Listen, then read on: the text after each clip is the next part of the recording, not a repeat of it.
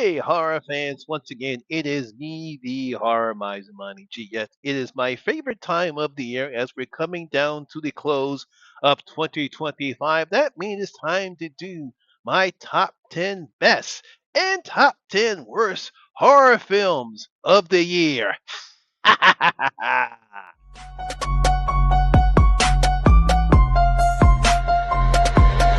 ready for this?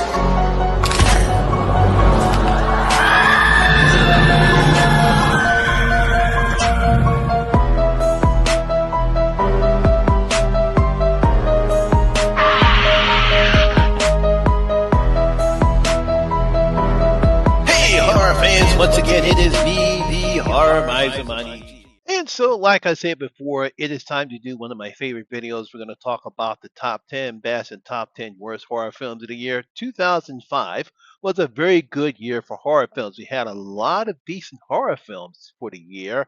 Obviously, we have Sinners, we have Weapons, we have Together, we have The Long Walk. All those were very good horror films to the point that they were so good that they're now getting nominated for awards. Sinners got nominated for a lot of Critical Choice Awards along with Weapons. Frankenstein got nominated for Critical Choice Awards and the Golden Globe Awards. And obviously, Sinners, Michael B. Jordan got nominated. Obviously, Ryan Coogler got nominated. The guy who did the music, can't think of his name right now, got nominated for the score and the music he did for Sinners. Let's see, Amy Magdalene, I believe I pronounced her right. She's being nominated. I think she got nominated for a Golden Globe for Best Supporting Actor in Weapons. Aunt Gladys has now become a horror icon. There's talk about they might do a prequel to Weapons, particularly her character. So not only are these films actually good horror films, but they're great films overall. I mean, everyone knows how I feel about Sinners. Now, of course, we had a lot of great films, but of course, we always had some very bad horror films. Some were disappointing, some were just outright bad and just terrible. And of course, I always like to start off with the bad news first. So in this video, we're going to talk about my top 10, yes, top 10 bad horror films of 2025. Yeah, there were a lot of bad horror films that came out to the point where I normally would just do five, but there's so plenty of them. I got 10 of them. All right, we're going to kick this off with number 10. We actually have The Electric State. Now, I don't know what's going on with Joe and Anthony Russo. It seems like every time when they go outside of Marvel, they can't create a good film. And unfortunately, Electric State is not a great film whatsoever.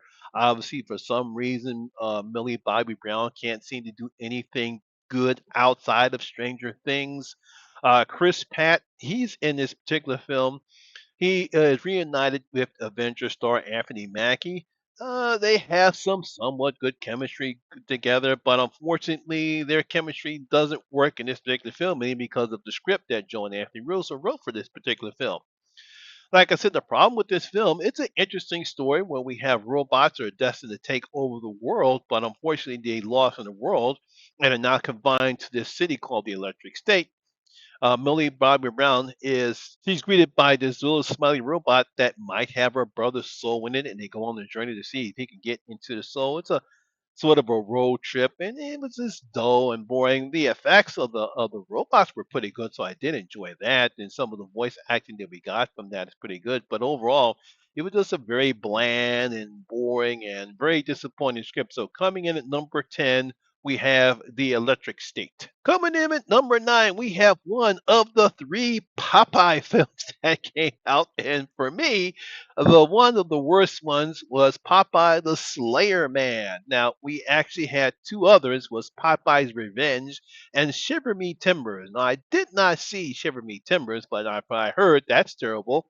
I saw Popeye's Revenge, but that film was so bad you can't even see anything. So I decided to go ahead and put Popeye the Slayer Man in this particular list. This one you had these people that go into this abandoned cannery factory trying to do this documentary, and they're attacked by the Slayer Man. Yeah. Now, don't get me wrong, the design of Popeye is pretty good. He's got the huge forearms, but unfortunately, his mask looks like it was made from look, they got the mask that they have for the actor that portrays him. Looks like they bought it off from a bad Spirits Halloween store. They could have done a better job with the mask that they use. But the acting's terrible. There's some okay practical effects, but the acting's terrible. What do you expect for a film from the Popeye the Slayer Man? So coming in at number 9 is Popeye the Slayer Man. Coming in at number 8, we have the remake of the 1992 film that starred Rebecca Domay. This one is The Hand That Rocks the Cradle. Yes. Now I have to give Malika Monroe and Mary Elizabeth Winstead credit for they really do try to give some life into this lifeless script that they created here, but unfortunately the script is so dull and so boring that it doesn't give anything for these two characters to chew on. Now I like the fact that they tried to do something different in this particular film as opposed to what they did in the '92 version, but unfortunately, it's so dull and lifeless. And even when we find the truth of the reasons why the Polly character is after the Catherine character, it doesn't have anything at all. It's just dull and lifeless. Nothing really happens. Yeah, I'm sorry. I wish they could have done something a little better with this one because I was looking forward to see what they would do. But coming at number 8, The Hand That Rocks the Cradle. Coming in at number 7, this one is called The Ritual 2025. Now, once again, I don't know why filmmakers continue to try to make very bad possession exorcist horror films. Yeah, they have Al Pacino. They have Dan Stevenson's. Maybe they thought that, hey, this is going to be fantastic. Let's go on ahead and make a film about this. But unfortunately, because about how bad the script is and how long and boring and atrocious this film does, as far as C2 Priest, you have Al Pacino's character. I think he's the more seasoned Catholic priest, and you have Dan Stevens' character. He's the up and coming believer, and we get to see how long they take to try to perform an exorcism with this poor woman, and it takes like several days and months as we get to see each day and every night when they do this exorcism. They do the typical stuff, the climbing of the walls or the spider walks. They don't do the turning of the head or her speaking in tongues. But unfortunately, really nothing happens. It's too dull and boring. Al Pacino tries his best to tune up every scene that he's in. It just doesn't work. It's just a very terrible, another bad possession exorcist film. So coming in at number 7 is The Ritual 2025. Coming in at number 6, we have another Screen Life film. This one is called Bloat. I think the script was bloated as well in this one because we have Ben McKenzie of Gotham fame. He actually stars as a general called Hank. He's stationed somewhere in yeah he's stationed somewhere in Europe while his parents are in Japan on vacation. Something happens to one of his sons, and supernatural shenanigans supply. But unfortunately, when you do the screen life film, you want to make it somewhat exciting. It did work for searching, it did work for missing, but it doesn't work at all for bloat. It's just dull, it's boring. Stakes that you need to make this film must be high, but unfortunately, we never get any type of suspense in this particular film. It's dull, it's boring, nothing really happens. Has to do something about some type of Japanese myth that supposedly afflicted his older son, but nothing really happens at all. It's just another dull and boring film. So coming at number 6 is Bloat. All right, here we go, getting up to the top 5. So coming at number 5, it's going to be Five Nights at Freddy's 2. Now, I was really hoping that they would try to do something better than the original first one that came out 2 years ago. It made a lot of money, and I hear this one made a lot of money too. But unfortunately, doesn't mean that the film is good. Yes, they bring back the old cast members, as we have Joe, we have and Vanessa. They're coming back in this particular one, but this film focuses more on Vanessa, not just Joe's character, even though I believe he's the main character in the games. Keep in mind, I've never played any of the games, so I don't know anything about the lore. We find out that something happened to Vanessa, and she's trying to deal with the truth that was revealed about her father's murderous rages. in the first film, but this film focuses on her and her trauma, her trying to deal with it. Now, I do like the designs of all the animatronics that they have in this particular film. The really only good thing about this film is the animatronics, but the script is dull. Joe and his sister really have nothing to do in this particular film. They're totally ignored. Like I said, they're particularly, yeah, Joe and his sister are totally ignored in this film because they focus mainly on Vanessa. Some of the stuff that happens, there's a lot of plot holes that happens. Some very unfortunate stuff happens at the end of the film. Just another bad attempt. So coming in at number five is Five Nights at Freddy's 2. Coming in at number four, we have Fear Street Prom Queen. Now, after the giant success of Fear Street from all the other three trilogy films that came out several years ago, we were all looking forward to Fear Street Prom Queen because of how great that film was. Unfortunately, we have a new writer and director on this one as opposed to the people that did the original trilogy. And unfortunately, what we have here is a very, very bad slasher film. The kills are okay, but the characters are dull. Really don't like anything about the main lead character in this particular film. And of course, when we find out the reason why they're killing all the prom queens is a terrible idea. And then we get the ending scene that's supposed to kind of loosely ties in the events of the first of the trilogy. Very, very bad, very, very disappointing film. So coming in at number four is Fear Street Prom Queen. Coming in at number three, we have The Strangers Chapter 2. I'm pretty sure you guys knew this was going to be on this list. I mean, as bad as The Strangers Chapter 1 was, you would think that maybe the filmmakers would make some improvements and try to make this one even better. But unfortunately, this is worse because, again, nothing happens. I think the whole film, and I mean, I feel sorry for Madeline Tesh because she's the only good thing that happens in this particular film. She tries her best to elevate this film, but unfortunately, she can't because we don't care anything about the characters in this particular film.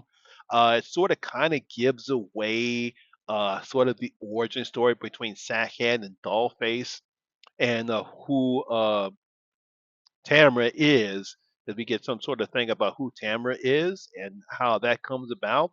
But I'm not really looking forward to the last chapter of this one. There are hints that Madeline Tesh is supposed to actually become the new, I think it's pinup doll. I think that's the one who got killed in this particular film right here. So she's supposed to take her place. But I'm not looking forward to it at all because when you have these two films, as bad as they are, there's no telling what's going to happen with the Strangers Chapter 3. I mean, I'll see it just to see the conclusion up and see where they go with this right now. But I think they would have best left these three, Pinup Girl, Dollface, and Sackhead, alone and let them continue to be the mysterious killers that they are. So coming at number three, excuse me, coming at number three is The Strangers Chapter 2. Coming in at number two. Now, I actually had to fight off between this one and my number one horror film of all time, but seeing how bad is that number one is, this was no doubt that I Know What You Did Last Summer, 2025, is number two as one of the worst horror films in the year. It came pretty close because this film, now I get the reason why they make this film. The success of Halloween legacy, legacy characters in this in Halloween. The success of the latest Scream trilogy. So they decided to say, "Hey, let's do a legacy signal of I Know What You Did Last Summer. We'll bring back Jennifer Love Hewitt. We'll bring back Freddie Prinze Jr. We'll bring these two characters back. We'll bring back Julie. We'll bring back her boyfriend." And we'll add these new characters on, and yay, we got ourselves a sequel. But unfortunately, none of these new characters are interesting at all, and the kills are dull, and then when we get down to the killer or killers, as I should say. Now I'm pretty sure because I am going to spoil what happened to it. So if you have not seen I Know What You Did Last Summer, I suggest you pause my video right now because I'm about to spoil it. So here we go. Now I wasn't surprised about who the one of the killers was, and I know what you did last summer because it was okay. She was pissed off because her boyfriend was killed in the car, and decided to get revenge on her friends. But for them to try to make Freddie Prince's Jr. character Ray be the second killer, and the only reason why they did that was because he was pissed off at the town for ruining his life in the original in the original film. That he decided, you know what, I'm going to be the killer, so to cover it all up and make the town look different again. So that was his reason. It's I don't know what they were trying to do. Were they trying to shock you? Were they trying to do something crazy like that? It's just totally left field. It doesn't make sense for a character like Ray, who actually saved Julie in both films. All of a sudden now, I'm going to become a killer now because your guys are covering up. It didn't make sense to me. None of the characters were anything interesting at all. Just a very, very terrible slasher film and a terrible way to ruin perhaps one of the better slasher films or the better Scream clones that came out during the late 90s. So my number two worst horror film of the year is I Know What You Did Last Summer 2025. And now, I'm pretty sure you guys are probably wondering, okay, Money G, what is the worst horror film that you saw this year? And that goes to, unfortunately, The War of the Worlds 2025. This is another Screenlight film, and I feel sorry, and I feel sorry for Ice Cube because, if I'm not mistaken, this was filmed during the pandemic and then just sat on the shelf for several years, and they finally decided to release it this year. And I think they should have kept it on the shelf because it's terrible. It's terrible.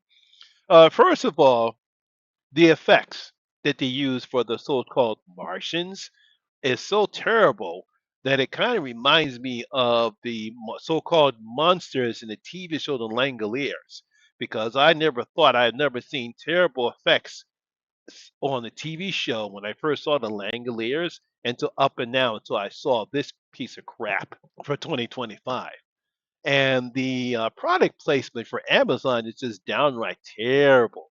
But Ice Cube, bad acting, bad acting all around. The stakes are not high. And I feel sorry for Ice Cube because I know he can do a better job, but I guess he was doing a favor for maybe a friend of his, and that's why I decided to do this piece of crap work. But I feel sorry for all the people who participate in this particular film. There's no suspense, no tension whatsoever. Like I said before, if you're going to do a screenplay film, try to do it in the veins of Unfriended. Try to do it in the veins of Searching. Try to do it in the veins of Missing. Those are great screenlight films.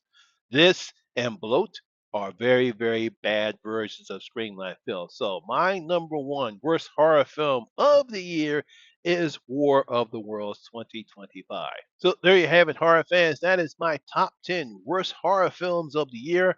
I will go on ahead and we'll celebrate the top 10 best horror films in my next video that'll be coming up. So I hope you guys enjoy that one. What do you think are the worst horror films of 2025? Leave your comments in the comment section. Leave your comments in the comment section below, and tell me what are your worst horror films of 2025. And there you have it, horror fans. That is my video for today. Hope you did enjoy it. If you did, please give me a thumbs up, like, and share. It really helps out with that YouTube algorithm. Also, if you're new here, please hit that subscribe button. Ring that notification bell. That way, we notify anytime when I put up new videos such as this one. Once again, my name is Lamont Smith, better known as the Horror Miser Monty G. And always remember, horror rules. And also, ladies and gentlemen, please have a safe and happy Christmas. And I see you in my next video. I'll stay safe out there.